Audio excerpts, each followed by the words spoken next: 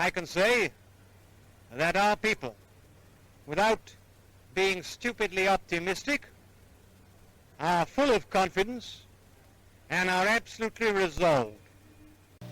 Let us then move forward together in discharge of our mission and our duty, fearing God and nothing else.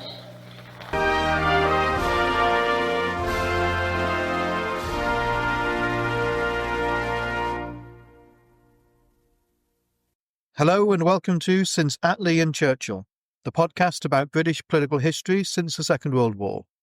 I'm Lee Evans, a historian of the Conservative Party. And I'm Richard Johnson, a historian of the Labour Party and Lee's husband. In each episode, we will be chewing over delightful historical morsels of British political history. Before we begin, I wanted to say that Richard and I have been delighted with the response to this podcast in the couple of months since we first launched it. We're approaching 5,000 downloads, certainly many more than we expected at this stage, and each episode is getting more and more listeners. If you're enjoying the podcast, we're delighted. And if you're able to leave us a positive review wherever you listen to help other people find us, we'd be really grateful. This week, we're talking about the Labour Party and international aid. In particular, we'll be looking at the person who is arguably the party's greatest champion of international aid, and wondering what she would have made of the government's recent decision to cut aid spending to less than half of the 0.7% target. But first, we discuss matters of interest, something which has caught our eye this week and that we think is interesting enough to share with you. Richard, why don't you go first? Well, my matter of interest this week is ministerial resignations on a point of principle. Now, the idea behind today's episode came from the resignation of the Minister of State for Development, Anneliese Dodds. Anneliese Dodds could not agree to Keir Starmer's decision to cut the international aid budget to just 0.3% of GNI in order to fund an increase in military spending.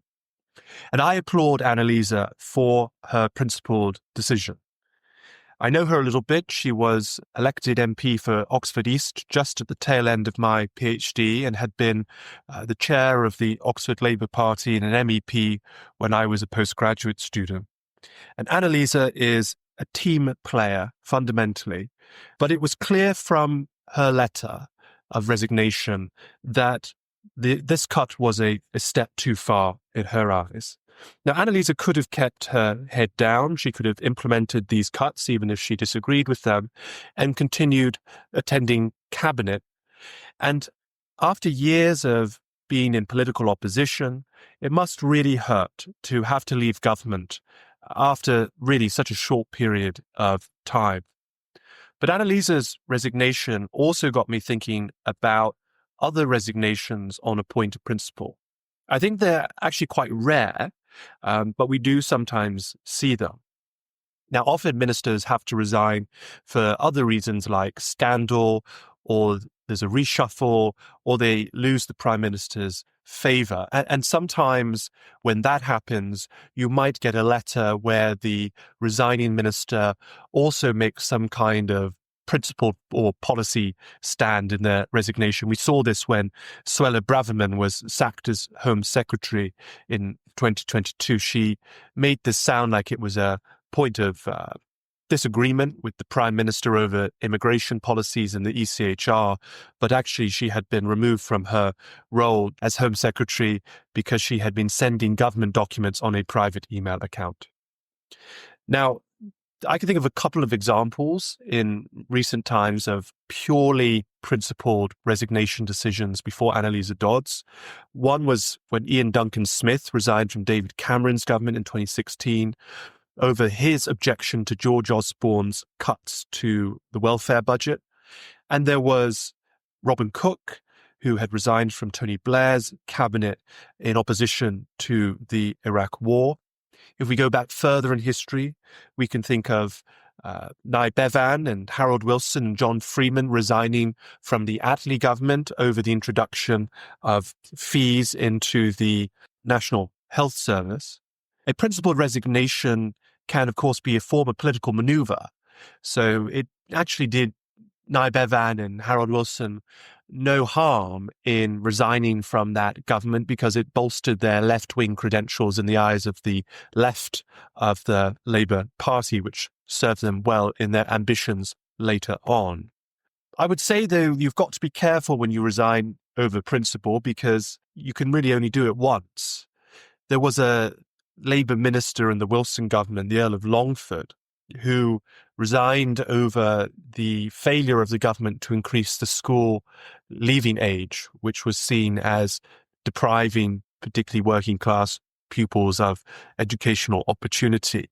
And it was all done for financial reasons. Obviously, if you don't have to educate a child for an extra year, then that saves the Treasury a lot of money. A few months later, and I can't quite remember where I read this story, but this is from memory, but a few months later, Lord Longford received a letter from a member of the public pleading that he resigned from the government on another policy matter. It may have been something related to foreign policy like Rhodesia.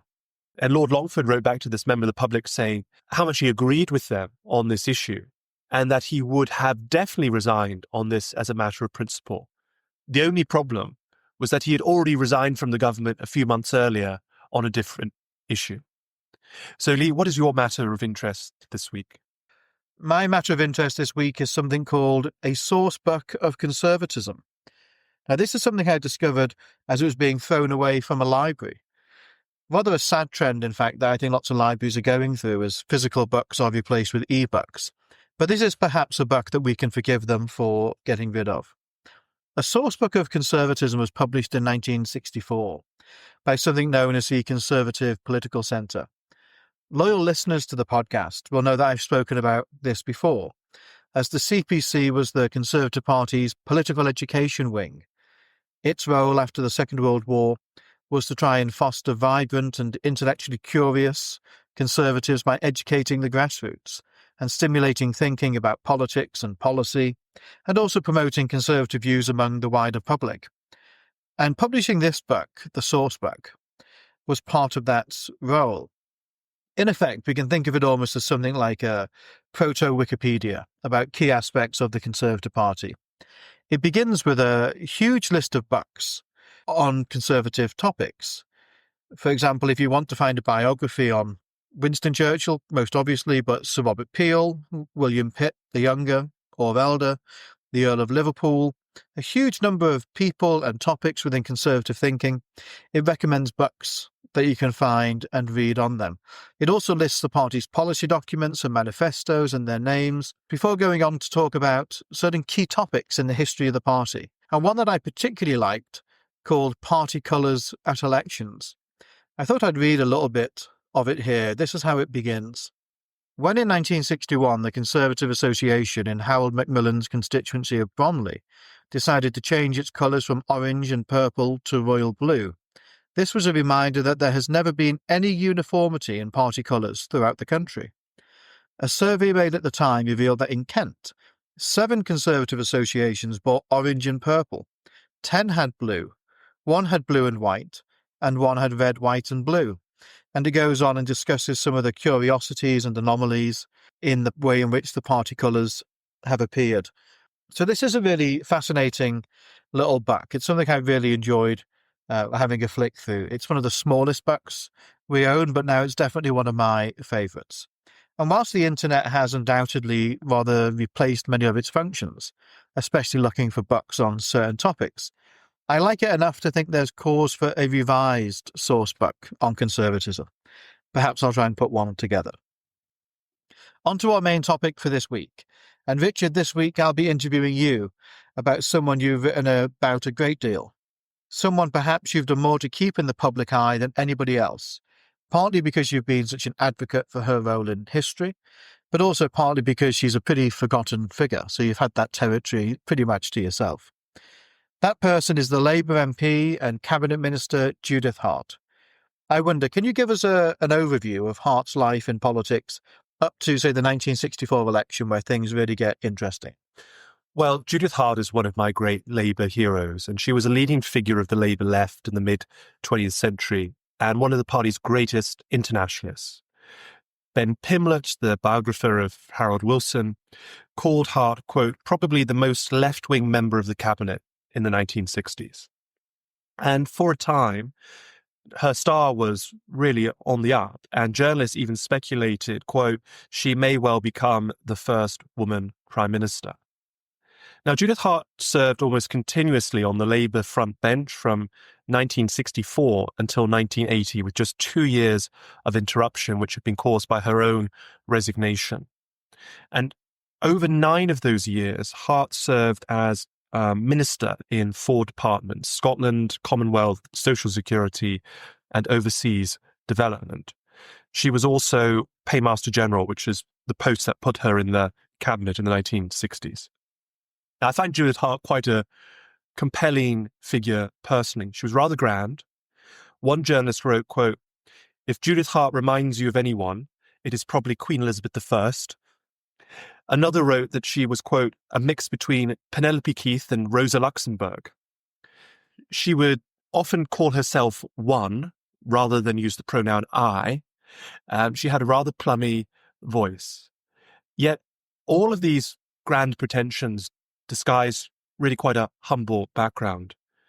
She was born in Burnley in Lancashire just over 100 years ago in 1924 to a sort of upper working class family. Her father was a linotype operator. And her parents were very active in the Progressive Baptist Church. And I think this kind of Christian socialist background ends up being quite important to understanding Judith Hart's worldview. She came to the Labour Party through Christian socialism, through her own working class origins as well. And Hart won a place at Clitheroe Girls' Grammar School, where she excelled academically. She won a place at the London School of Economics. She wanted to go there to study under the great socialist academic Professor Harold Lasky, whose work I really find still very interesting and relevant today. She received a first-class degree in sociology in 1945. She met her husband, Tony Hart, who was a scientist and a communist, when she was training to be a teacher in Portsmouth.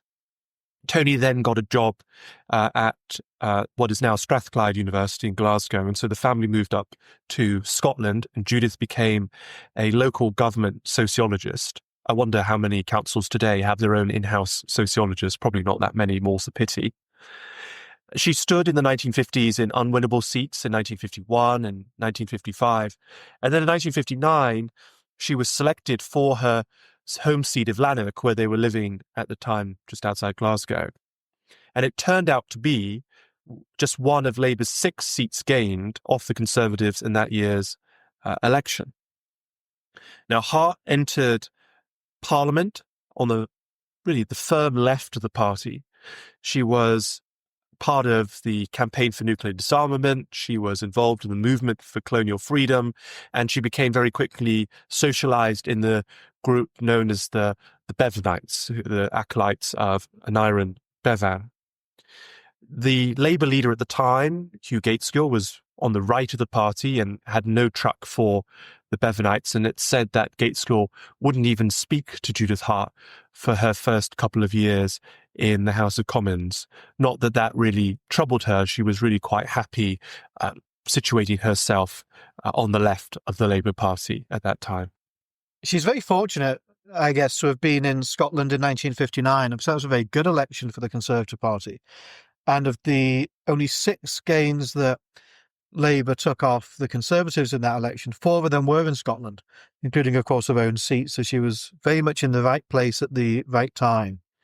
So you take us up to 1964, a real turning point election in Britain's post-war history. And Harold Wilson gets into government after 13 years in opposition. We've discussed in a previous episode how he enters government with a razor-thin majority, and he brings Hearts into the ranks of government. In this episode, we're mostly focusing on her time as Minister for Overseas Development. But why don't you tell us a little bit about how she got into that role later in the decade? Yes, because Judith Hart didn't actually become Minister for Overseas Development until 5 years into that Labour government, until 1969. Her first appointment was as Under Secretary of State for Scotland, and she was given responsibilities for children, health, and education. But it wasn't a very natural fit. Although Judith Hart represented a Scottish seat, her passions for peculiar Scottish politics was not particularly strong. In fact, almost as soon as she was elected an MP, she moved her family out of Scotland to London, and the family was based in Kew. She also didn't like being tasked with what she regarded as traditionally feminine policy areas like education and children. But she was in that role for 2 years, and then after the 1966 election, Hart was moved to become Minister of State in the Commonwealth Office. And this was really much more in keeping with Judith Hart's passions. She was able to apply her deep passion for world justice in this role. And it's extraordinary, really, the range of issues that the Commonwealth Office dealt with in those days. Just to list a few that Judith Hart had to contend with. She had to contend with white rule in Rhodesia, blowback from black African leaders in Uganda, Zambia, and Kenya, a new constitution in Bermuda. The Pitcairn Islands also had a new constitution, so did the Seychelles.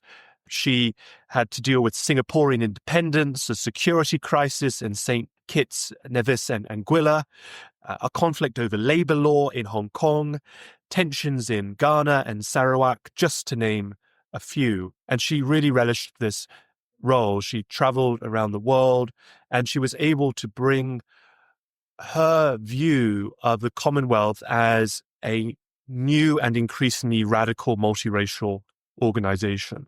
But perhaps because of Judith Hart's unbridled passion for decolonization, which sometimes her critics said veered more into being a greater sympathizer with the position of the former colonies than the British state, Wilson moved her on to become Minister for Social Security. And many on the left thought this was not a great fit for Judith Hart, but actually it turned out Judith Hart had rather interesting views on welfare. She was quite a tough Minister for Social Security, and this is basically would be the equivalent of the Secretary of State for Work and Pensions today. She decried, this is her term, she decried monstrous, work-shy, middle-class youth who regarded themselves as, quote, God's gift to poetry or guitar playing in their refusal to take jobs that they believed were beneath them. She said, quote, it is to this sort of person that we have to say, sorry, but you have to wash dishes in a cafe.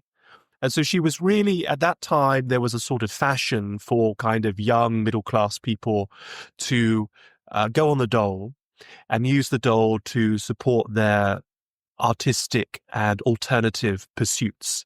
And Hart didn't believe that that was what welfare existed for. She introduced assessments for men under the age of 45 who claimed benefits. And she said, quote, if it appears that a man is not genuinely seeking work, he will be told he must do so. He will be told to take any suitable work which is available rather than wait for a job, which by its nature is hard to find. And she was applauded actually by the right-wing press, including the Telegraph, who said that she showed fierce contempt for scroungers and loafers. And Judith Hart, the whole idea behind this in Judith Hart's view was that if the public believed that the welfare system was being taken advantage of, then public support for generous welfare benefits for those who truly needed it would diminish. And this was actually possibly particularly true among the working class. She said, quote, the knowledge of even one benefit scrounger in one housing estate threw doubt on the whole purpose of the welfare state. So she had a really interesting time in that role as Minister for Social Security. She was then moved on to Paymaster General, and she lost control of her department. She was basically the kind of minister without portfolio, but it put her in the cabinet. This was only the fifth woman to serve in the cabinet in British history. It was the first time you had two women around the cabinet table. Barbara Castle had been there since 1964. And she was sort of the eyes and ears of Harold Wilson. He put her in Number 10. She had an office in Number 10 and was there to support him. But she ended up not being a great fit in that role because the left of the party believed that she was becoming a bit of a stooge for Wilson. And Wilson believed that actually she wasn't doing a very good job of being loyal to him, and that she would constantly kind of make compromises without his authorization to her friends on the left. So eventually Wilson kicks her out of the cabinet, and her punishment in 1969 is to be made Minister for Overseas Development. But that is in fact the role that she most cherished. I suppose we see that somewhat in the zeal with which she approached her role as Minister of State at the Commonwealth Office, that the world beyond not just Westminster, but beyond the United Kingdom was an area of great fascination for her. And then that translated, like you say, to overseas development and in part international aid. So why was that topic so important to her, do you think? Well, yes, it's very interesting. It was something that was always close to her heart. If you go back, as I have, and looked at Judith Hart's papers at the People's History Museum in Manchester, you can read her early writings on politics, both in Tribune and also the speeches that she gave, including the speeches that she gave in the 1950s when she stood for parliamentary selection in 1951, 55, and 59. And a constant theme throughout these is that she believes that the Labour Party is the party that must stand up for the oppressed people of the world, especially in the Commonwealth. In fact, in one of her selection speeches, she actually says that her first priority is not to stand for the interests of her constituents, but to stand up for the interests of the voiceless and the oppressed outside of Britain and around the world. Now, where did those ideas come from? Well, it's difficult to precisely pinpoint, although I think one hint of it is in her parents' nonconformism, her progressive Baptist upbringing. Although Judith Hart herself was not, as far as I can tell, a practicing Christian as an adult, I think that ethic of everyone being a child of God, that all people are equal, that the person in the lowliest position in the world is no less deserving of dignity than the person in the greatest position of privilege in the world, really shaped her thinking and outlook. It also ties into something quite striking in that you often see with people on the left, that intense internationalism, a particular focus as well on countries that are often ignored altogether in mainstream politics. I'm thinking of people like, say, Jeremy Corbyn and his own sort of interest in countries like Venezuela, not a place that typically makes headlines here in the United Kingdom, but which he and some of his colleagues have been very interested in. But of course, taking an interest in these countries is really just part of it. Really what they often want to do is to try and deliver something for them or bring about change or support certain groups within nations. So what was Hart's approach to overseas development? Well, luckily for us, Judith Hart left a book of her theory of international development called Aid and Liberation. Now, it's not a rip-roaring read, and I'm not sure that I would necessarily advise it as pleasure reading for our listeners. But she does set out some really quite distinctive ideas about aid, which are developed through her years of many conversations and experience in this area.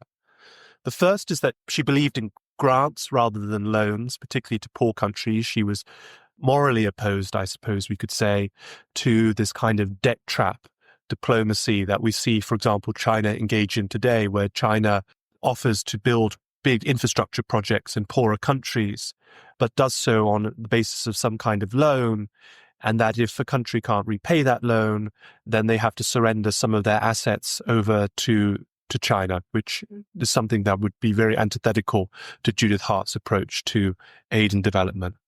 Secondly, and somewhat controversially, Judith Hart believed that a government could make aid conditional on the policies of the government that's receiving the aid. And she was much more favorable to giving aid to countries that had left-wing governments and pursued left-wing, more economically redistributive policies than governments that were more right-wing and may have favored the privileged classes of those poorer countries. And third, Judith Hart in this book advocated for the nationalization and expropriation of foreign assets by post-colonial countries in the name of development and socialism. So if the former colonial power had set up a mine, then the country that is liberated from that colonial power would have the right to take that mine into its own public ownership and not have to pay compensation to the post-colonial power. Okay, so that's her approach. And like you say, we're fortunate that she didn't just give speeches, but she put pen to paper and told us what it was that she wanted to see in international aid. To what extent was she able to actually deliver that in office, though? We see lots of cases where aspiring politicians or aspiring ministers have these very grand views about how certain policy areas should work, and they just struggle to translate that into practical policy once they get the chance. So did she manage to do that? And did she have many achievements, would you say, in her time as Minister for Overseas Development? Yes, I think she did have some substantive achievements. She served in that role 3 times, from 1969 to 70, 1974 to 75, and 1977 to 79. So at the end of the first Wilson government, the start of the second Wilson government after the 74 election, and then again in the final 2 years of Jim Callaghan's government. This was a time when the United Nations had issued its report, the Pearson Commission report on international development. And the Pearson Commission recommended that rich countries commit to 0.7% of GDP on aid as a short-term goal, moving to 1% of GDP in the longer term. And this is a figure that Hart really committed herself to. She regularly badgered the Treasury over increasing aid, and she was able to secure an increase in the aid budget while she was Overseas Development Minister. She also got the Labour Party to commit for the first time in its manifesto to a 0.7% aid target. However, in practice, in government, Labour did not hit that target, and so that's a sort of missed achievement in some ways. But there were lots of other things that she did around the world. She introduced debt forgiveness for many poor African countries. She converted many of Britain's aid loans into grants. She was very active in the Chilean solidarity movement and really spearheaded the effort to grant asylum to political refugees from Pinochet. And about 3,000 Chilean asylees came to Britain as a result of Judith Hart's efforts. She was very active in securing the readmission of Tanzania into the Commonwealth.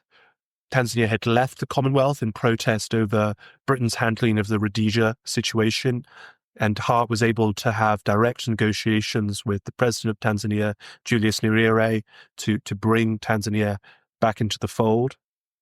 And perhaps her greatest and most substantive achievement was with regard to the European Economic Community, the predecessor of the European Union's policies on aid, through something called the Lomé Convention, which reduced the EU tariff war against 46 of some of the poorest countries in the world, and created price stabilization, a system called STABEX, Système de Stabilisation des Recettes d'Exportation, which was designed to make it possible for some developing countries to export into Europe for the first time, when previously the tariffs of the European Economic Community had been so high that they couldn't actually compete with European goods.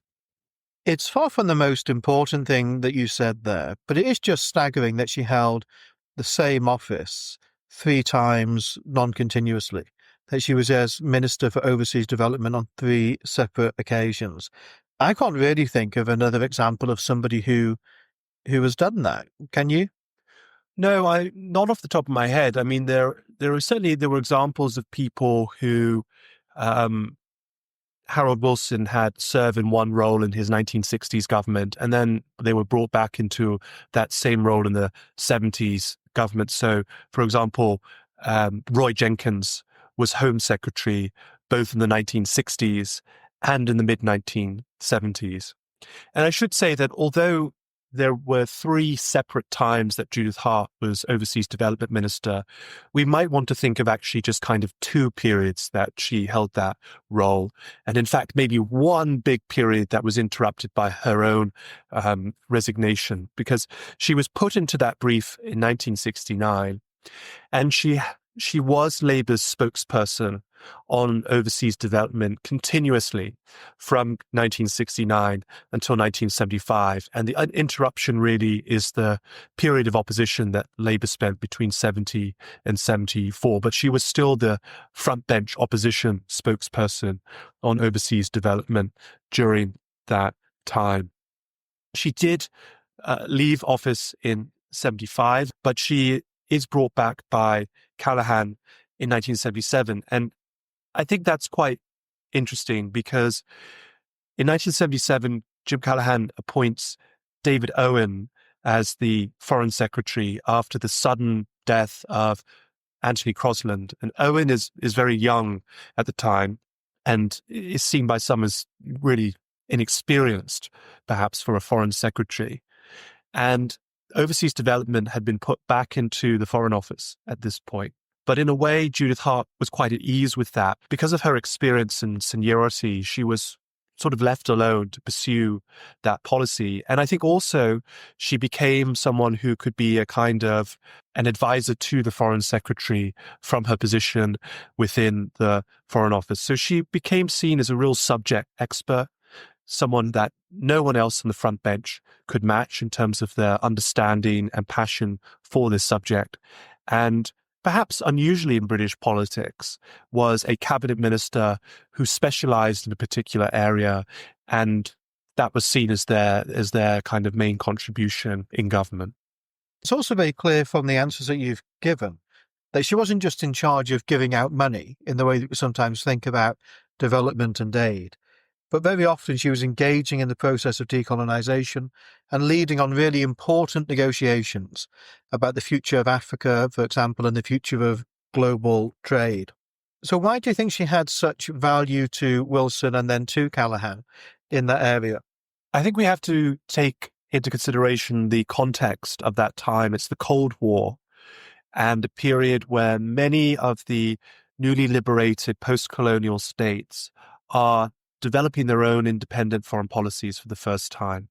And there is a real question as to whether these countries will align themselves with Britain and Europe and the United States, whether they will be attracted by some of the socialist rhetoric out of the Soviet Union, whether they will try to adopt some kind of policy of non-alignment, and many of them did do that. And I think from the perspective of the British government, from the perspective of Harold Wilson and Jim Callaghan, it was useful to have someone like Judith Hart, who was seen by many of these leaders in Africa and Latin America and Asia as someone who had their interests at heart, not just the interests of the British state, that she wanted them to succeed, that she had years of experience working in some cases with these leaders when they were struggling for independence through the movement for colonial freedom. And now they are in office and they know her and they respect her. And so I think this was seen perhaps in a kind of more cold, calculated way as a way of ensuring that they remained friendly to the United Kingdom. She had credibility on this subject. Her cabinet colleague, Dick Crossman, said that Hart was, quote, so soaked in the subject. And I think that's about right. I wanted to come on to Hart's views of the world and the international order. One of the important things to know about Hart is that she was a Eurosceptic. And she very much sees Europe as a white glove, lowering barriers to trade among one another, but increasing them with the world beyond. Now, this is quite a fringe view, really, I think, on the left today, which that many people in the progressive side of British politics very much campaigned for Remain and did not really ever engage in these sorts of arguments about pan-Europeanism, I guess, versus genuine internationalism. I think Hart's argument is coherent. I also think it's quite interesting. One thing that I think it led to as well is a commitment to the Commonwealth. And it's not hard to see how there could have been a different path taken in a fork in the road, in which the Commonwealth, if its own trade links had been maintained and strengthened, could have become arguably a much more progressive trading bloc than Europe. There was a much wider range of prosperity levels across the Commonwealth than in the nations that formed the EEC and then the EU. And a Commonwealth trading bloc could arguably have been more to the advantage of countries going through decolonisation. How did Hart think about these issues and how did that influence her politics? That's right, Lee. I mean, she did view the EEC as the term was used at the time, the white tribes of Europe, clubbing together to enrich themselves at the expense of the rest of the world. Hart called the EEC neo-colonial and a benefit organization for capitalism. And she thought it really appalling that those rich European countries agreed to eradicate trade barriers between themselves, while at the same time hiking up a protective tariff wall against non-European countries. In contrast, she loved the Commonwealth. She saw it as a mix of rich and poor countries, one that stretched all around the world, that the members had certain things that united them, often a common language, certain shared customs, certain shared history, political traditions and constitutions. And the United Kingdom within the Commonwealth was in a unique position.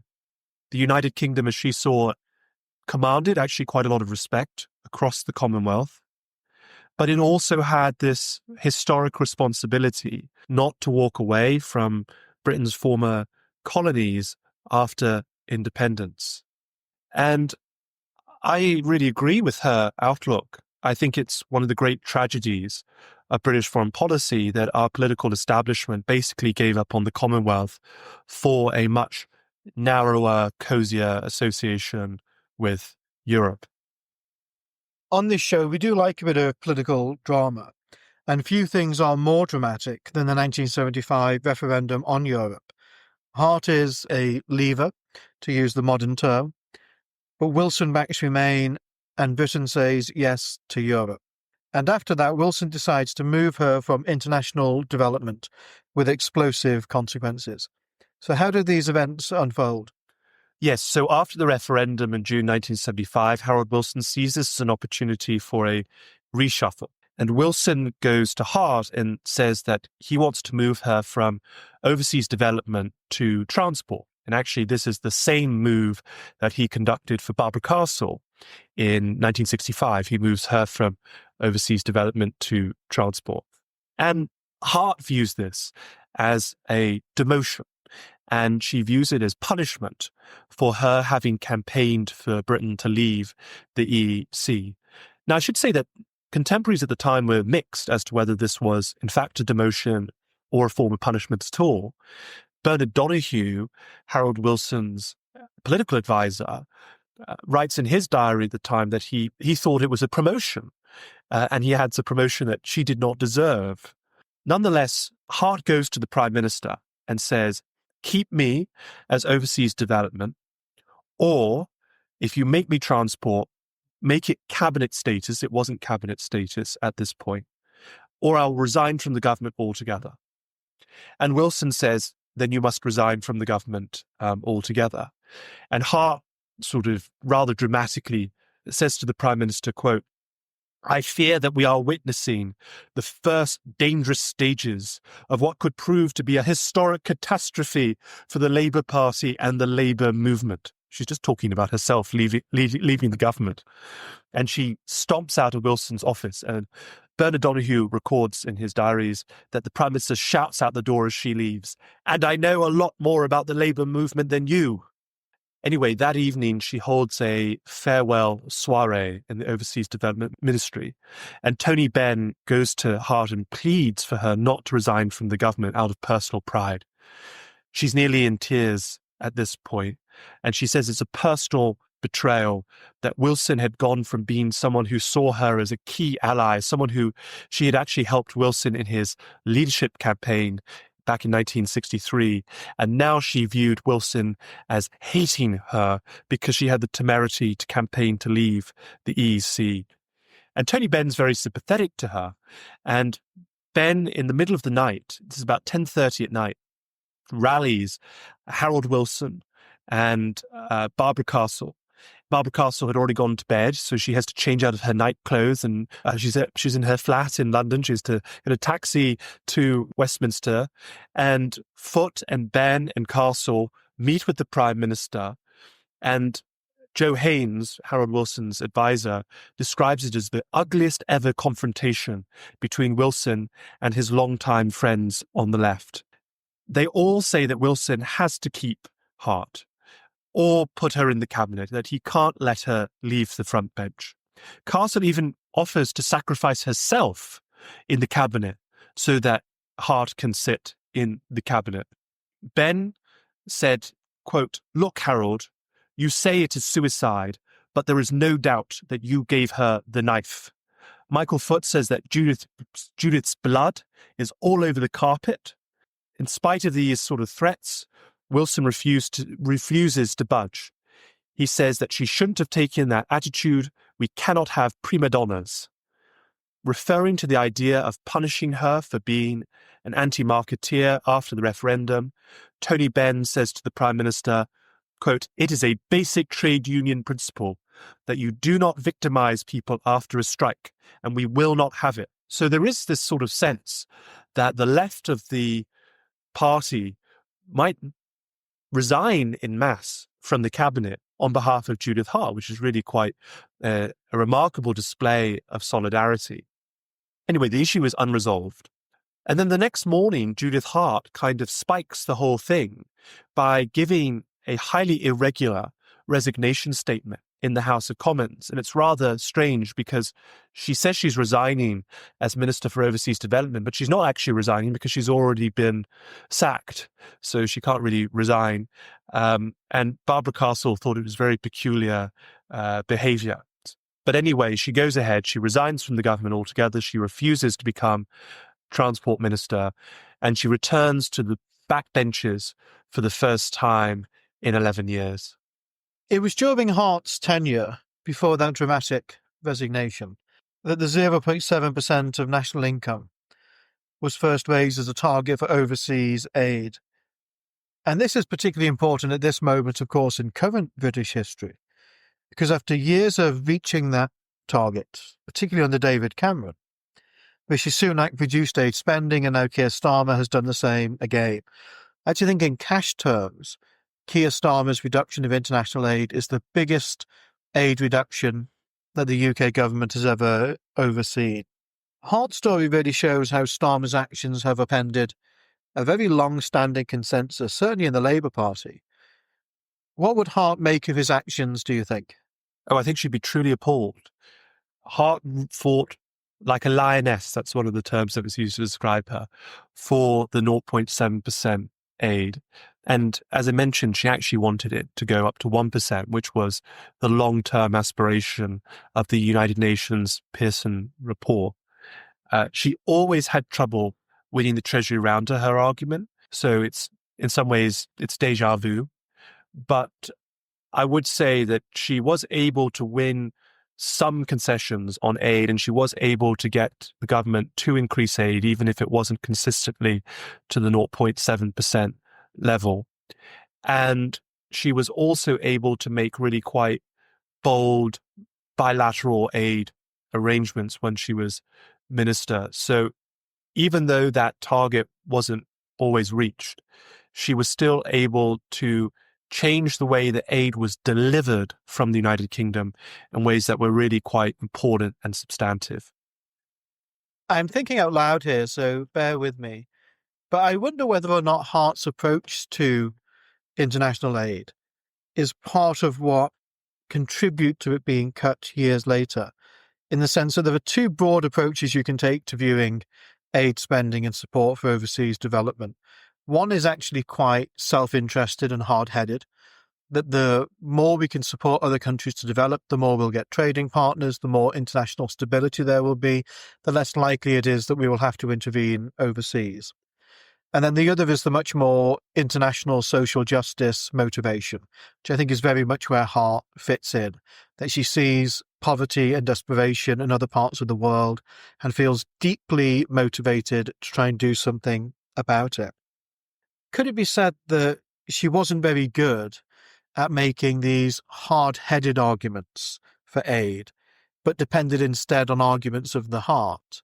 And at times like now, where there's a war on the European continent, where Donald Trump is doing the many, many things he is doing that are seen to question Britain's security, if you rely on arguments of the heart for aid, it can more easily be cut than if you instead have made hard-headed, quite self-interested arguments, which also happen to benefit the rest of the world. Yes, I think one of the things we could say about Judith Hart is that it was the moral case for aid that greatly motivated her. And perhaps the strength of that moral argument has atrophied over time, as particularly, I think, as Christianity in this country has been in decline. I think in the middle of the 20th century, that argument that she made, even though she didn't make it in explicitly Christian terms, but an argument that was informed through Christian socialism about that fundamental equality of all of God's children, of the fact that someone across the world would have as great a claim to dignity as someone in your own constituency, was something that there were many people in the Labour movement at that time recognized and felt passionately and campaigned on. People like, for example, Fenner Brockway was another great kind of figure from the Christian internationalist and aid movement of that era. In 1979, of course, the Labour Party is kicked out of office. It wouldn't re-enter office for another 18 years, by which point she would be dead. So how does her life after 1979 go? Well, in the 1979 honours list, Judith Hart is given a damehood, and her acceptance of this honour raised eyebrows in some corners. She was mocked in The Guardian as Comrade Dame. Tony Benn noted acidly in his diaries, Judith Hart, a violent anti-colonialist, is now Dame Grand Commander of the British Empire. Now, Judith Hart defended herself using a variety of different arguments. She argued that being a dame would put her in a better position to argue for socialism because she'd be taken more seriously by the establishment. She also said that her damehood was being accepted not simply on her behalf, but she accepted the damehood on behalf of all of the oppressed peoples of the world. This led to the Observer satirizing Hart for making it sound like there were celebrations all over Africa when she was made a dame.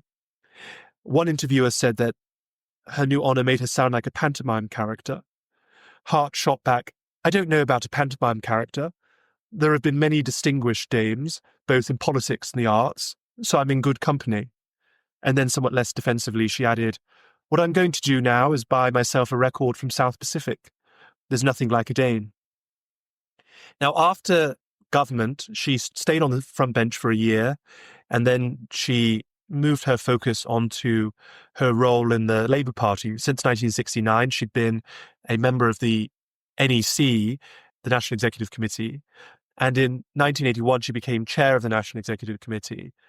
And it's really quite interesting. At that time, she leads a delegation to Brussels and begins negotiations with European officials about what a British exit from the EEC would look like if Labour won the upcoming general election. So unlike David Cameron, who did no planning in advance, Hart believed it was very important for Labour to have those early negotiations before deciding to leave the EEC. But her career starts to slide. She leaves Parliament in 1987, at which point she and Margaret Thatcher were the joint longest-serving women in that Parliament.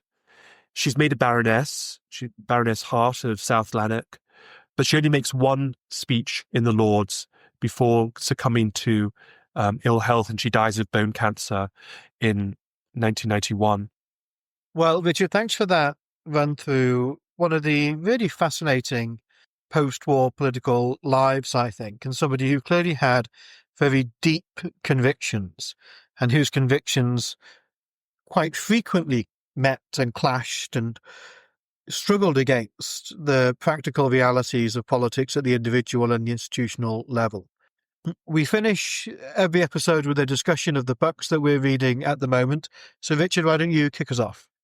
This week, I've been reading a book called Deep Roots, How Slavery Still Shapes Southern Politics by Judith Hart, Matthew Blackwell, and Maya Sen. Now, if you take a map of recent US presidential elections and look at the counties where the Democrats have won, and then you transpose that on a map of where slavery was most widely practiced in the American South in the middle of the 19th century, you see something quite remarkable. There is a really, really striking overlap in the geographies of both where slavery was practiced and where the Democrats win elections today. And that continuity is explained in part because the African-American population of the Deep South is concentrated still today in those areas where slavery was most practiced over 160 years ago. And this book tries to explain how there are still echoes of the legacies of slavery in the politics of the American South still today. In those counties where slavery was most intensely practiced, African Americans are still poorer than in other parts of the South or other parts of the United States. That white racial attitudes are still among some of the most hostile compared to other parts of the United States. And actually, although it feels a very, very long time since the 13th Amendment abolished slavery in the United States in December of 1865, we can still almost touch that institution today. The last child of someone who was born into slavery only died in this decade. When I was a graduate student, I interviewed two different African-American men whose grandparents had been born into slavery. In fact, in one case, his father's older sisters had been born into slavery, and that gentleman is still alive today. In my other interview, I spoke with a man who could remember his grandfather who had been born a slave. And so I think for those of us who find history very interesting, we don't just find it interesting because there are some good stories to be told, although that is part of the pleasure of history, but also because we understand that even long after certain practices and institutions come to an end, their legacies and consequences can live on right up to the present day. So, Lee, what are you reading at the moment?